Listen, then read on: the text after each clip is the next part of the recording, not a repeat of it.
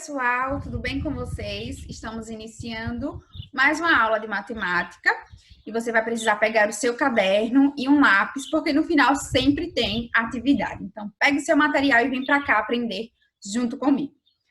Na última aula de matemática, nós aprendemos sobre as unidades de medidas não padronizadas, né? Vimos alguns exemplos. Vimos que o ser humano usava o próprio corpo para tirar as medidas dos objetos, das coisas, não é isso?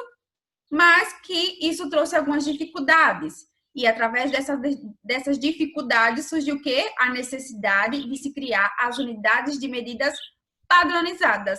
E é sobre isso que nós vamos aprender hoje. Nós vamos aprender sobre as unidades de medidas padronizadas.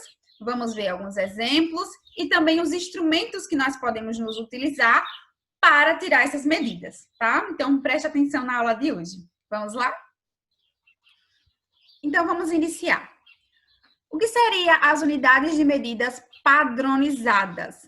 O metro e o centímetro é um exemplo disso. Então, para tornar as medidas mais fáceis, criou-se as unidades de medidas padronizadas, ou seja, que tem um padrão. O metro possui o mesmo tamanho em qualquer lugar do mundo. Então, isso é as unidades de medidas padronizadas. Aquelas que têm um padrão. Em qualquer lugar que você vai chegar, um metro, os centímetros vai ter o mesmo padrão, o mesmo tamanho, ok? Aí aqui eu trouxe para vocês exemplos de medidas padronizadas, que é o que nós estamos aprendendo hoje, e não padronizadas, o que nós aprendemos lá na aula passada. As padronizadas temos como exemplo o centímetro, o metro e o quilômetro. E já já vocês vão visualizar mais alguns. Aqui nós temos não padronizadas, que é o palmo, o pé, passo, mão, dedo, ok? As unidades padronizadas, elas servem para que todos cheguem à mesma medida. Então, a partir de agora, eu vou mostrar para vocês algumas medidas, tá? Aqui nessa tela vocês estão vendo a medida de tempo. E vou mostrar também alguns instrumentos que nós utilizamos para identificar essas medidas. Então, nós temos aqui as medidas de tempo, que nós fazemos através da hora, do minuto, do segundo, dos dias, das semanas, do mês, do ano, não é isso? E temos alguns exemplos de instrumentos que nós utilizamos.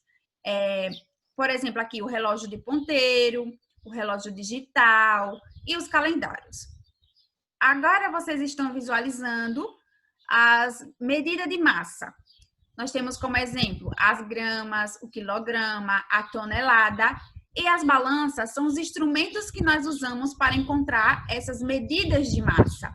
E aqui tem balança para medir um alimento, o peso de uma pessoa, tá? O peso de um transporte, como caminhão. Nessa imagem, vocês estão visualizando as medidas de comprimento.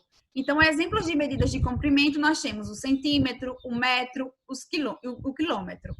E os instrumentos que nós usamos para encontrar essas medidas de comprimento é a régua, a fita métrica, a trena, ok?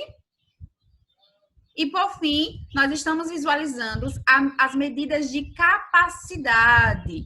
Então, um exemplo disso é o litro e o mililitro. E nós temos aqui como instrumento esses copos que vem indicando aqui, ó, quantos litros, quantos mililitros tem no recipiente. Por fim, vocês estão visualizando a atividade do dia. Eu vou ler com vocês para poder explicar. No final, vocês pausam o vídeo, copiam no caderno e respondem. Então, Matheus precisa de 2 metros de barbante para fazer um trabalho da escola. E eu quero dizer para vocês que 1 metro equivale a 100 centímetros. Por quê? Porque os barbantes que ele tem disponível está em centímetro e não em metros, tá? Então, aqui é centímetro. Cada metro equivale a 100 centímetros. Sua avó tem alguns pedaços, tá vendo aqui os pedaços que a avó dele tem disponível já cortados. Ajude Matheus a escolher o pedaço para formar a medida exata que ele precisa, sabendo que tem 5 pedaços de cada tamanho. Então, cada tamanho desses aqui tem 5 pedaços. Agora, você vai pausar o vídeo e copiar no caderno. E aí, vocês gostaram da aula de hoje? Hoje aprendemos mais um pouco sobre as unidades de medidas padronizadas, vimos alguns exemplos e também alguns instrumentos que nós podemos utilizar para encontrar essas medidas. Então, você agora faça a atividade, responda no seu caderno, tire foto e mande para a sua professora. Eu vou ficando por aqui. Tchau, até a próxima aula.